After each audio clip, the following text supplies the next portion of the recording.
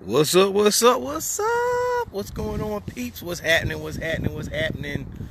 Chilling out here at Chattahoochee River at the River National Recreation Area. You know, Chattahoochee River is one of my favorite places to hang out because it's water. I'm gonna show you guys what it looks like in the background, right? Check it out. What up, Dave? Chattahoochee River. This is really nice island for. What's up, Kev? What's up, Kev? What's going on? Hopefully, I can keep getting good reception out here. It's blinking a little bit, and I just want to drop some nuggets on you guys. Something I read in Joe Schroeder's book. Oh wow, look at these geese. I don't know if you can see those guys in the background. Let's see if I flip the camera this way. Maybe you'll be able to see it. I don't even know how to flip the camera. Here we go. Bam. You see those guys? How cool is that? They just hanging out. They're hanging out with the Mellow Man. So, yep. All right, I'm back. So, peep game, I wanted to drop this real quick. Doing this video, right? I wanted to get out and walk. Make sure I got the good sun, because the sun's right in my face. There we go. Doing this video, right? As I do this walk around the Chattahoochee, not around the Chattahoochee, but near the Chattahoochee. Chattahoochee is long. I'm doing this walk and video at the same time. I was reading this book this morning by Joe Schroeder, and you guys heard me talk about the book before. It's called The Discipline of Doership. And Joe is really a very profound guy, man. I really like how he writes. I've had the good opportunity to talk to the great Joe Schroeder, and something he said in there, he was talking about in this book, he talked about having a life philosophy, having a life philosophy that governs your life. And he said, you can walk up to the average person and they can't tell you what rules and what things that they use to get to the level that they're currently at. They can't tell you how they hit the home run, you know. And he said, you wouldn't go to a basketball coach, or, you know, just as an example, you wouldn't go to the basketball coach and ask the coach, like, how'd you win the game? He's like, well, we just dribbled the ball and hit the shots. No, he would be a little bit more detailed with that. He would know exactly how he won the game. So you guys need to know how to win the game. You know, we've been conditioned to operate in a certain way. Most of us have been conditioned to operate in a certain way. And when we start to really, you know, get uncomfortable and try to figure out our own way, a lot of people try to pull us back down. But, you know, if you start a business, like a lot of my friends are entrepreneurs, right? You're starting a business and you don't know what drives your business. You don't know have your governing values to drive your business. Then what? You know, what do you have? You're going to go around, you're going to be like a hamster on the wheel, just going to be running around in circles. So I'm going to share with you some, you know, I sat and I thought about this this morning. You know, what were my top 5, you know, life governing, you know, values. You know, he actually used something different. He didn't say values. Businesses use values. He said governing philosophies. You know, what are your life philosophies? And I'm going to run mine down real quick, right? I got my tablet. I sat and wrote everything down this morning, right? So hopefully you have a pencil and a piece of paper and you could be taking notes, you know, to think about, you know, what are your top 5 governing life philosophies? You know, if somebody asked you, what do you stand for? What would you, you know, what do you live and die for? You know, could you be able to tell them that? Could you be able to answer them, you know, with a concise answer, a definite answer? And would you be willing to let your own life philosophies drive your everyday actions instead of somebody else's life philosophies? So I'm going to go ahead and knock these out real quick. I got 5. These are my top 5, and there are others. You know, if you see, you know, my Facebook bio, it says God, family, self. You know, God, family, first God, and then family. You know, I don't know why this thing is blurry. I guess I'm still in a bad area, but it's okay. I'm gonna get through it, right? So the first thing is freedom that I have on here, right? Freedom. I really value freedom. I really value time freedom, financial freedom, and the third freedom is called mobility, and that's being able to be wherever you want to be when you want to be there. It's location freedom.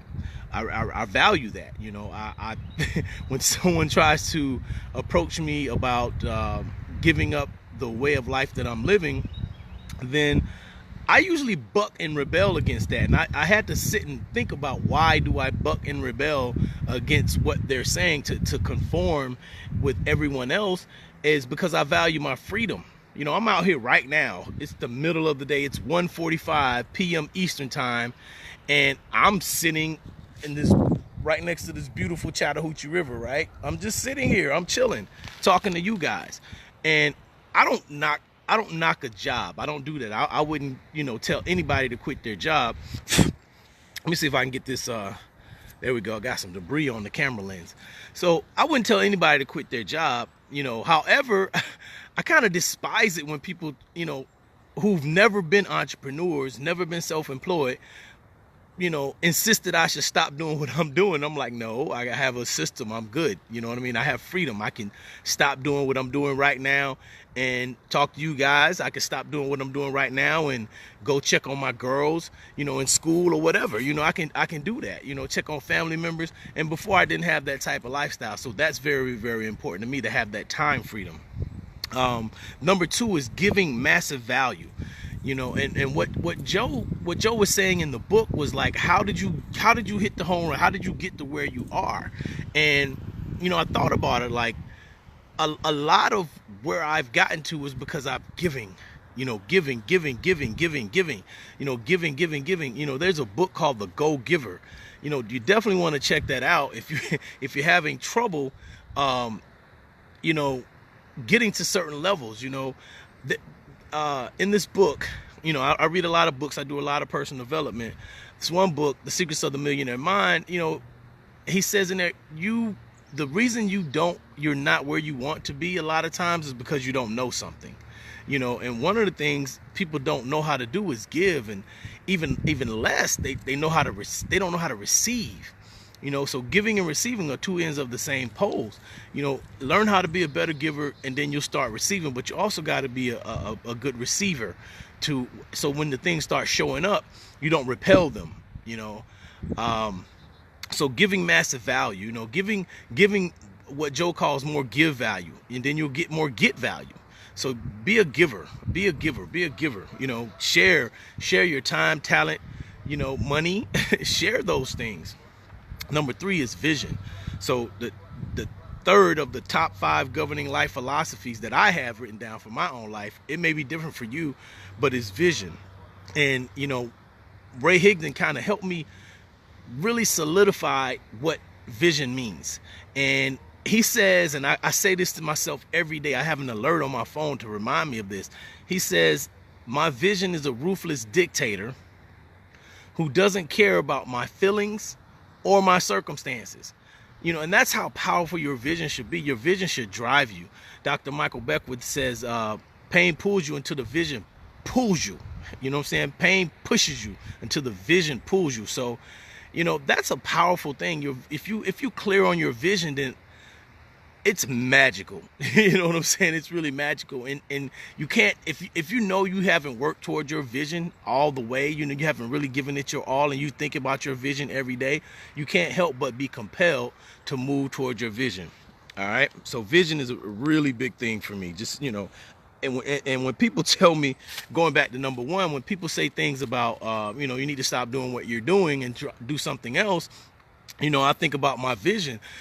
What they're saying to me doesn't align with my vision. I'm going to say it again. What they're saying to me doesn't align with my vision of who I'm moving toward. Now, if it did, then I would definitely explore it. But, you know, I'm tunnel vision with it. And that's how you should be too. Your vision, you should be tunnel vision, you know, laser beam focused about, you know, making sure that you experience the vision that's in your head. Because, you know, I talked about this on another video. Your vision is given to you by God. All right. Your vision is from the Most High. It's your vision. It taps into your desire. You know, desire means of the Father. All right.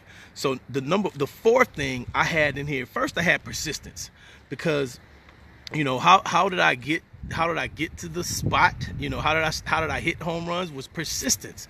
You know, and then I changed it, and I said the courage to persist. I changed it to courage to persist. I'm looking around out here because you see that trash can thing? That trash can thing is like where, like they put that down here so bears and raccoons can't get in it. Hey Janice, what's going on?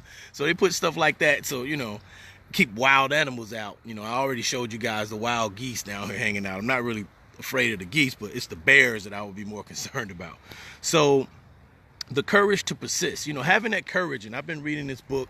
I read 5 Second Rule by Mel Robbins, and I got another book last week called Return on Courage, by a gentleman that I met while I was Ubering, and his book is pretty good too. I haven't really got into the meat or the how-to, but he talks about courage, and using courage as a competitive advantage. How many people actually think about something like that? Like, your courage is your competitive advantage. Your courage to be different, your courage to stand out. That's your competitive advantage. That's the thing that you have over your competitors, and really the only competitor is yourself. So you got to be courageous enough to do something different, and to be consistent. And so the last thing I have down here as the top 5 governing life philosophies, and those things could change, is building and maintaining relationships. Now, I'm going to be honest with you guys, and I tell this to young people when I meet them. You definitely got to build and solidify your relationships. And knowing what I know about networking now and building relationships now, had I known that 20, 25 years ago, things would have definitely been different in my world.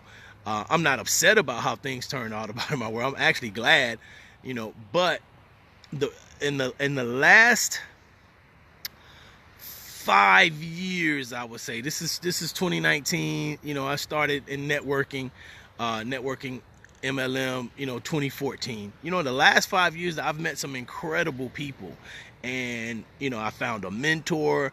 I found uplifting people. Like, I've changed my whole presence, how I act, how I walk, how I talk, and my surroundings, the people around me, the people who I allow to hang around me. I've learned how to set boundaries, all kinds of stuff, and that's because of the network, because of my network.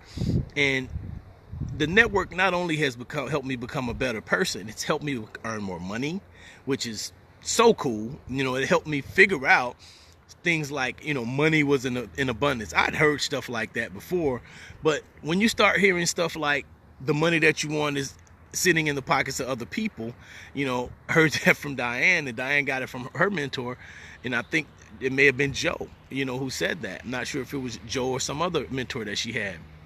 But the money that you want is sitting in the pockets of other people. When I start thinking about, I need money, I think about how can I happily and gladly get those people to willingly give me the money that's in their pocket. And I do something simple. I go turn on my Uber app, or I turn on my computer, or look for some gigs, some writing gigs. There's infinite ways to generate money. And I talk about this all the time. There's no shortage of money. There may just be a shortage of you willing to trade what you have for money, and trade ideas. Ideas make money. All right.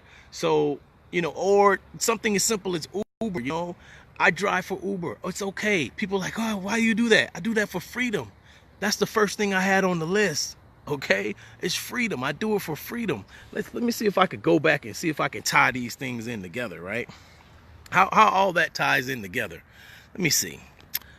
Guys, hang on with me. Freedom. And I give massive value. So even if I'm talking to people that's on my ride, like I met a gentleman, I'm not gonna share his name, but I met like one of the lead software guys. He was one of the managers, something, I don't know what his exact title is, but he's an awesome guy.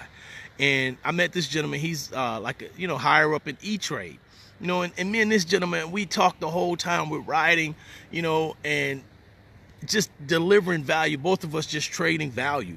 And the conversation, we had an hour ride, and the conversation, it made the ride seem like it was 20 minutes. All right. So the vision, I have a vision of where I want to go. But I had to put myself in a certain mindset to achieve that vision. I want freedom. Once again, my vision includes freedom, the courage to persist. I could have stopped, you know, I could have gave up a long time ago, but I had to figure something out, and it took me networking with other people to figure things out, to get that, to, you know, to keep that persistence. And I had the courage to keep going until I figured something out. All right, so hope you guys got some value out of this video. If you did, like, comment, share, subscribe. And by the way, I am rebuilding my newsletter. If you would like for me to add you onto my newsletter, inbox me and I can go ahead and get that started for you. I'm really looking, man, by the end of this week, it's some really cool things are getting ready to happen, and I'm just really happy to be able to share it, you know, whether it be on the Facebook Live or whether it be on my email list, whether it be communicating with people on the FB Messenger or wherever it is. All right, it's just time, you know, it's time. So I want to be sharing these things that I've learned with you guys. I don't have a problem sharing. Once again, that's giving massive value, you know, and then being able to give. If you want more money, you got to give more give value. Okay, do more give. All right, give, not to the expense to where you don't have anything. You don't want to do that. And I had to learn that, but I learned that through networking. Okay, networking with other people. So that's it. Like I said, I hope you guys got some value out of this video. I'm getting ready to keep it moving. Got a pretty interesting day today, and I want to make sure I keep it moving. So I'm down here, you know, you guys have fired me up today. I mean, I am fired up today. I'm pumped up. Originally I was kind of sleepy, and I was like, man, I got to take the walk. So I took the walk, made the video. I feel energetic, and man, you guys have a wonderful day. Peace.